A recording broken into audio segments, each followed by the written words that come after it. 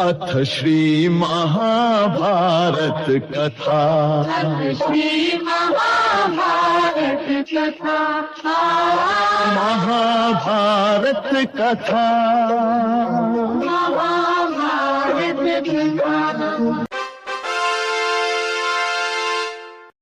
संजय पर निरंतर संदेह उठता रहा है, स्वाभाविक है।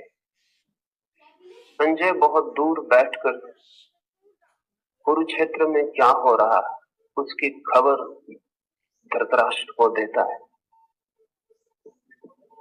योग निरंतर से मानता रहा है कि जो आंखें हमें दिखाई पड़ती हैं वे ही आंखें नहीं, और भी आंख है मनुष्य के पास जो समय और क्षेत्र की सीमाओं को लांघ कर देख सकती।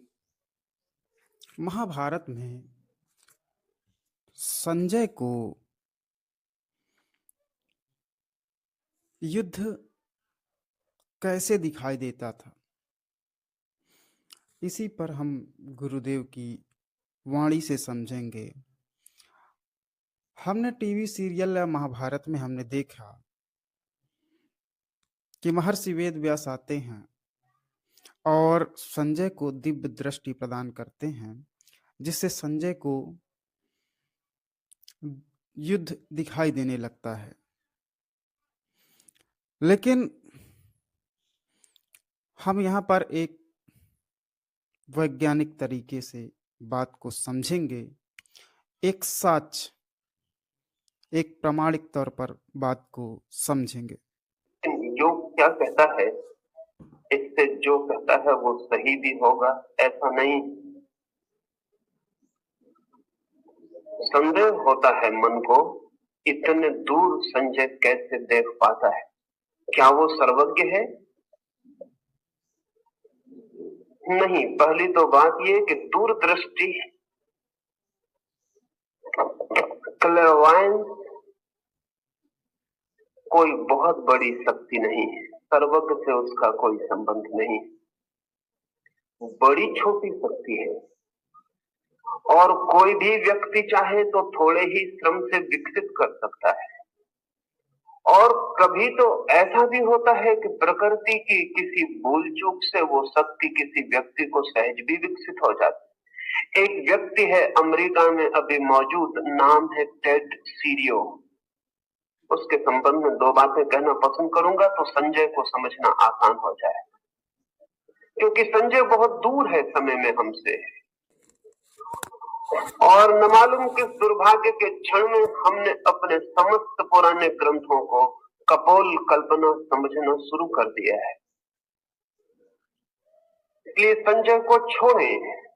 अमेरिका में आज जिंदा आदमी है एक टेड सीरियो, जो कि कितने ही हजार मील की दूर पर कुछ भी देखने में समर्थ है। न केवल देखने में, बल्कि उसकी आंख उस चित्र को पकड़ने में भी समर्थ है। हम यहाँ बैठकर ये जो चर्चा कर रहे हैं, न्यूयॉर्क में बैठा हुआ टेड सीरियो अगर कहा जाए कि अहमदाबाद में इस मैदान पर क्या हो रहा है, तो वो 5 मिनट आंख बंद करके बैठा रहेगा, फिर आंख खोलेगा और उसकी आंख में आप सबकी बैठी हुई तस्वीर उसकी आंख में दूसरे देख सकते हैं, और उसकी आंख में जो तस्वीर बन रही उसका कैमरा फोटो भी ले सकता है। हजारों फोटो लिए गए हैं, हजारों चित्र लिए गए हैं, और टेड सीरियो की आंख कितनी ही दूरी पर किसी भी तरह के चित्र को पकड़ने में समर्थ है। न केवल देखने में बल्कि चित्र को पकड़ने में भी। टेड सीरियो की घटना ने दो बातें साफ कर दी। एक तो संजय कोई सर्वज्ञ नहीं है, क्योंकि टेड सीरियो बहुत साधारण आदमी, कोई आत्मज्ञानी नहीं है। टेड सीरियो को आत्मा का कोई भी पता नहीं है।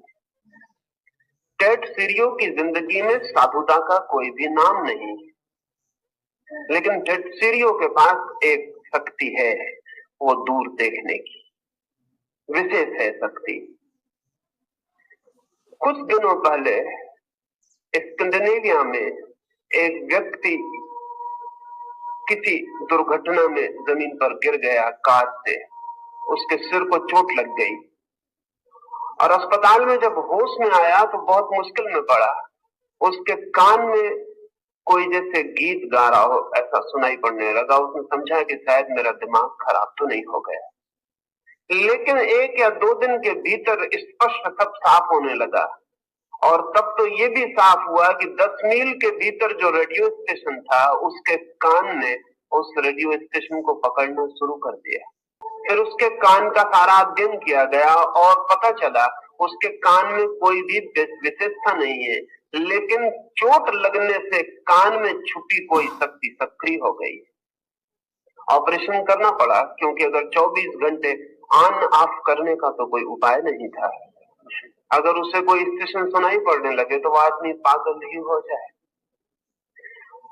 पिछले 2 वर्ष पहले इंग्लैंड में एक महिला को दिन में ही आकाश के तारे दिखाई पड़ने शुरू हो गए। वो भी एक दुर्घटना में ही हुआ। छत से गिर पड़ी और दिन में आकाश के तारे दिखाई पड़ने शुरू हो गए। तारे तो दिन में भी आकाश में होते, कहीं चले नहीं जाते, सिर्फ सूर्य के प्रकाश के कारण ढक जाते हैं। रात फिर उगड़ जाते हैं प्रकाश हट जाने से। लेकिन आंखें अगर सूर्य के प्रकाश को पार करके देख पाए तो दिन में भी तारों को देख सकती। उस स्त्री की भी आंख का ऑपरेशन ही करना पड़ा। ये मैं इसलिए कह रहा हूं कि आंख में भी शक्तियां छिपी हैं जो दिन में आकाश के तारों को देख लें। कान में भी शक्तियां छिपी हैं जो दूर के रेडियो स्टेशन से विस्तारित ध्वनियों को पकड़ लें। आंख में भी शक्तियां छिपी हैं जो समय और क्षेत्र की सीमाओं को पार करके देख लें, लेकिन अध्यात्म से इनका कोई बहुत संबंध नहीं है। तो संजय कोई बहुत आध्यात्मिक व्यक्ति हो ऐसा नहीं है। संजय विशिष्ट व्यक्ति जरूर है। वो दूर युद्ध के मैदान पर जो हो रहा है उसे देख पा रहा है, और संजय को इस शक्ति के कारण कोई परमात्मा, कोई शक्ति की उपलब्धि हो गई हो ऐसा भी नहीं है। संभावना तो यही है कि संजय इस शक्ति का उपयोग करके ही समाप्त हो गया हो। अक्सर ऐसा होता है, विशेष शक्तियां व्यक्ति को बुरी तरह भटका देती हैं। इसलिए योग निरंतर कहता है कि चाहे शरीर की सामान्य शक्तियां हों और चाहे मन की साइकिक पावर की विशेष शक्तियां हों, शक्तियों में जो उलझता है वो सत्य तक नहीं पहुंच पाता है। पर ये संभव है। और इधर पिछले 100 वर्षों में पश्चिम में साइकिकल रिसर्च ने बहुत काम किया है, और अब किसी आदमी को संजय पर संदेह करने का कोई कारण वैज्ञानिक आधार पर भी नहीं रह गया है। और ऐसा ही नहीं कि अमेरिका जैसे धर्म को स्वीकार करने वाले देश में ऐसा हो रहा हो, तो रूस के भी मनोवैज्ञानिक मनुष्य की अनंत शक्तियों का स्वीकार निरंतर करते चले जा रहे हैं। और अभी चांद पर जाने की घटना के कारण रूस और अमेरिका के सारे मनोवैज्ञानिकों पर एक नया काम आ गया है, और वो ये है कि यंत्रों पर बहुत भरोसा नहीं किया जा सकता। और जब हम अंतरिक्ष की यात्रा पर पृथ्वी के वासियों को भेजेंगे, हम उन्हें गहन खतरे में भेज रहे हैं, और अगर यंत्र जरा भी बिगड़ जाएं तो उनसे हमारे संबंध सदा के लिए टूट जाएंगे, और फिर हम कभी पता भी नहीं लगा सकेंगे कि वे यात्री कहां खो गए।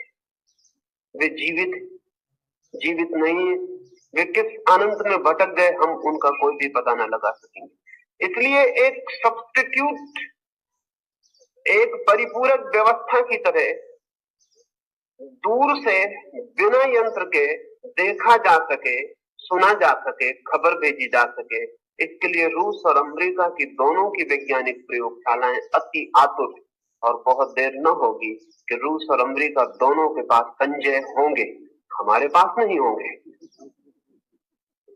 संजय कोई बहुत आध्यात्मिक व्यक्ति नहीं है, लेकिन संजय के पास एक विशेष शक्ति है जो हम सबके पास भी है और विकसित हो सकती है। तो हमने जाना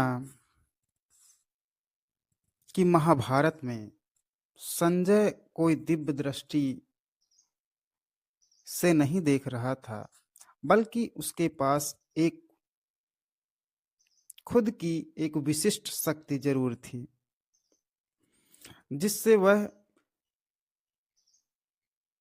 राजमहल में रहकर कुरुक्षेत्र के युद्ध को देख पा रहा था।